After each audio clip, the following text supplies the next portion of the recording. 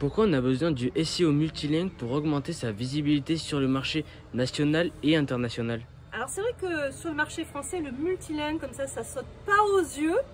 Mais pourquoi? Parce qu'en fait, quand vous publiez un article en anglais, naturellement, ça va attirer plus de trafic, surtout si vous êtes sur des sujets qualifiés, venant des pays anglophones qui sont numériquement plus nombreux.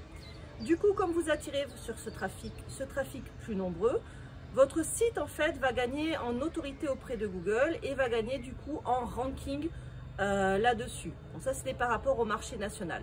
Ensuite, il ne faut pas oublier que très bientôt Google va enlever les domaines, les google.fr et les google.es. Donc du coup, le nom de domaine n'a aucune pertinence pour faire apparaître votre contenu dans votre marché national. C'est pour ça qu'aujourd'hui, on parle plutôt de SEO local. C'est pas à partir de là où vous êtes.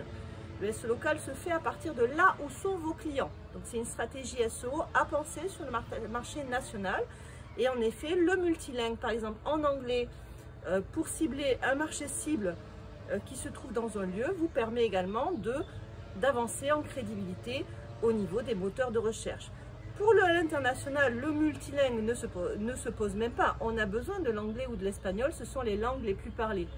Néanmoins, ce que vous ne comprenez pas souvent quand vous faites du SEO, c'est que vous faites juste une traduction de contenu. Mais ce n'est pas ça seulement. Il faut traduire le contenu avec les mots-clés recherchés le plus sur Google dans les sujets qui intéressent le plus ce pays.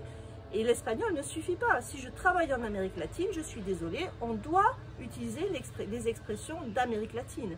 Et si le client est en Amérique latine, le SEO local ne se fait pas à partir de Saint-Pé-sur-Nivelle ou de Biarritz. Il doit cibler, en effet, directement le lieu où sont les clients, c'est-à-dire, je ne sais pas, la ville de Buenos Aires, par exemple, et les lieux autour de Buenos Aires. Donc c'est vrai que c'est une stratégie complète et c'est pas simplement des mots, c'est une stratégie d'acquisition de liens vers d'autres sites internet et gagner donc en crédibilité vers les marchés que vous ciblez sur le net.